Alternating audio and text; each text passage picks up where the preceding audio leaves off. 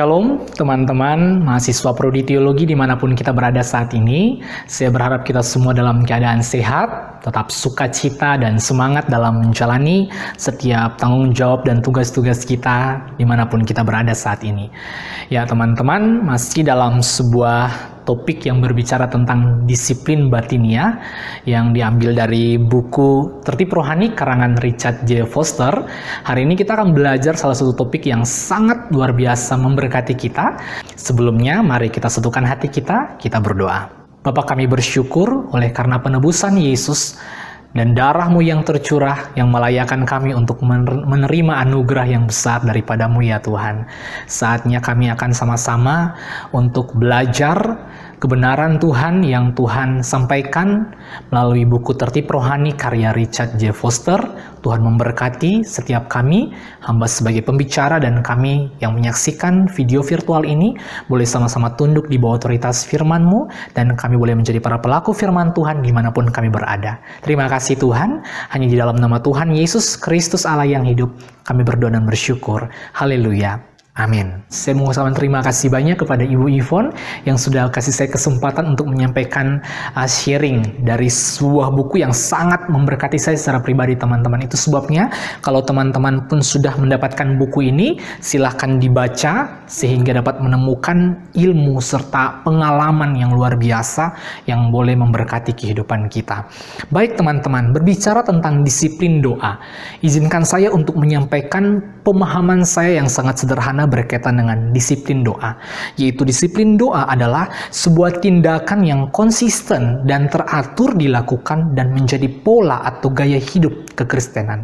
Ingat 3 kata kunci, kalau bicara tentang disiplin, berarti itu harus konsisten, harus teratur atau sistematis, dan harus menjadi sebuah gaya hidup atau pola hidup kita. Berarti kalau bicara tentang disiplin doa, berarti itu berbicara tentang sebuah tindakan yang nyata, tindakan yang dilakukan secara terus-menerus, teratur, dan menjadi sebuah gaya hidup atau pola hidup kita, khususnya sebagai umat-umat Kristen. Foster mencatat dalam bukunya, kalau teman-teman kemarin kita sudah membahas tentang disiplin meditasi, kemudian disiplin kerohanian, nanti ke depan kita juga akan membahas tentang disiplin berpuasa. Hari ini kita belajar tentang disiplin doa. Nah, kalau kita membaca, Foster mencatat bahwa meditasi memperkenalkan kita pada kehidupan batinia. Berpuasa merupakan sarana yang menyertainya. Tetapi disiplin doa membawa kita memasuki pekerjaan roh manusia yang tertinggi dan terdalam. Ini luar biasa. Bukan berarti pembahasan lainnya tidak penting. Semua penting berdasarkan porsinya masing-masing. Tetapi Foster menekankan bahwa disiplin doa membawa kita memasuki pekerjaan roh manusia yang tertinggi dan terdalam. Saya coba membaca lebih dalam lagi. Ternyata Foster maksud pekerjaan roh manusia yang tertinggi dan terdalam, yaitu memiliki kesatuan pikiran, perasaan, dan kehendak dengan Allah. Jadi yang menjadi sebuah goal atau tujuan kita membangun disiplin doa adalah bagaimana kita bisa mencapai sebuah kesatuan pikiran, perasaan, dan kehendak dengan Allah. Saat kita membangun sebuah disiplin doa, berarti kita sedang membangun sebuah hubungan atau relasi bersama dengan Allah. Nah, kalau itu dilakukan secara konsisten, teratur, sistematis, bahkan menjadi pola atau gaya hidup kita, maka kita akan semakin melekat dengan Tuhan, melekat dengan Allah. Di saat kita melekat dengan Allah, kita dapat mengetahui apa yang menjadi pikiran, perasaan, kehendak Allah untuk kita lakukan. Itu sebabnya kita harus memiliki motivasi yang benar ketika kita datang melakukan yang namanya disiplin doa. Tidak hanya sekedar berdoa, tidak hanya sekedar memohon, meminta Tuhan memenuhi ini, Tuhan memenuhi kebutuhan saya ini, dan lain-lain sebagainya. Tapi di saat kita mengatakan mau disiplin doa, berarti kita memiliki motivasi untuk apa? Menyatu dengan Tuhan, menyatu pikiran, perasaan, dan kehendak bersama dengan Allah. Makanya Yakobus mengatakan dalam Yakobus 4 ayat 3, atau kamu berdoa juga, ya, tetapi kau tidak menerima apa-apa karena kamu salah berdoa, sebab yang kamu minta itu hendak kamu habiskan untuk memuaskan hawa nafsumu. Nah ini kesalahan dalam berdoa. Kita meminta hanya untuk memenuhi kebutuhan hawa nafsu. Walaupun mungkin baik dalam di pendengaran banyak orang. Tetapi justru itu secara tidak tersirat hanya untuk memuaskan hawa nafsu kita. Nah, bagaimana kita agar mampu untuk mencapai tujuan daripada disiplin doa, yaitu memiliki motivasi dan tujuan, yaitu kita berdoa, kita membangun hubungan bersama dengan Tuhan, sehingga pikiran, perasaan, dan kehendak kita boleh selaras dengan sudut pandangnya Allah. Itu sebabnya teman-teman perlu kita pahami, disiplin doa berarti sebuah cara atau tindakan membangun kualitas atau tujuan utama dari kehidupan kerohanian kita. Disiplin doa juga menciptakan dan mengubah hidup. Nah, artinya doa itu memiliki dampak yang luar biasa, khususnya dalam kehidupan karakter umat manusia. Jadi kalau saat ini kita mau mengubah hidup, Foster mengatakan untuk mengalami perubahan dalam hidup, lakukan disiplin doa. Tetapi jika tidak mau mengalami perubahan, tinggalkan doa. Pilihan ada dalam tangan kita, tapi pastikan diri kita mau senantiasa mengalami atau melakukan kedisiplinan dalam hal doa. Teman-teman, satu yang menarik, Foster mengatakan, disiplin doa juga membawa kita menerima sinar kasih Allah yang hendak menerangi perjalanan iman kita. Jadi artinya hanya dengan melalui doa kita bisa mengetahui apa yang menjadi kehendak dan rencananya Tuhan.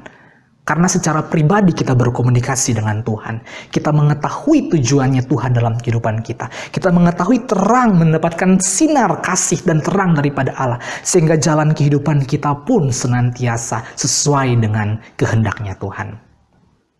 Itu sebabnya teman-teman, ya, mari jadikan doa sebagai urusan utama dalam kehidupan kita.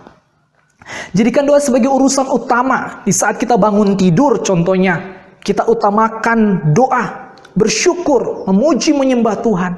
Di saat kita bangun tidur, bukan hal-hal lain dulu yang kita selesaikan, tapi kita utamakan doa menjadi urusan utama kita. Seperti Raja Daud mengatakan dalam Mazmur 63 ayat 2 dalam terjemahan lama, "Ya Allah, Engkau Allahku, pada dini hari aku mencari Engkau." Bahkan Markus pasal yang pertama ayat 35 mengatakan Yesus pada pagi benar, ya, waktu hari masih gelap, ia bangun dan pergi keluar tempat yang sunyi untuk apa? Untuk berdoa. Nah, ini penting teman-teman. Jadikan doa sebagai urusan utama dalam segala urusan yang kita urus setiap hari. Dan mari jadikan doa sebagai gaya hidup kita. Kalau bicara soal gaya hidup, berarti sesuatu yang harus untuk kita lakukan tanpa harus diperintahkan, tanpa harus diingatkan, itu sudah terpola dalam kehidupan kita. Jadi ada suatu hal yang konsisten kita jalani, ada suatu pola hidup yang teratur kita jalani, sistematis kita jalani. Kita bangun itu sebagai suatu bentuk atau cara kita benar-benar membangun kehidupan kerohanian kita. Satu yang Foster mau tekankan, Foster mengatakan di saat kita berdoa, kita sedang berjumpa dengan Allah. Nah, Allah selalu mau menemui kita dimanapun kita berada dan dengan perlahan membawa kita kepada perkara-perkara yang lebih dalam. Itu sebabnya mari hidupi disiplin doa dalam kehidupan kita. Sebab disiplin doa merupakan salah satu bentuk kita menyiapkan diri, melatih diri, membangun kehidupan kerohanian kita lebih berkualitas di hadapan Tuhan. Dan pastinya agar hidup kita boleh selaras dengan kehendak dan rencananya Tuhan dalam bagi kita. Satu quotes terakhir, Richard Foster mengatakan, semakin dekat dengan hati Allah, semakin kita melihat kebutuhan kita, dan semakin kita menginginkan untuk dijadikan seperti Kristus. Milikilah disiplin doa dalam kehidupan kita. Tuhan Yesus memberkati. Mari kita berdoa. Kami berterima kasih Tuhan, dan biarlah kami boleh senantiasa menghidupi kebenaran firman Tuhan dalam kehidupan kami. Roh Kudus mampukan kami, Roh Kudus sertai kami. Dalam nama Tuhan Yesus Kristus, kami siap melangkah dengan iman di dalam kebenaran firman-Mu. Haleluya.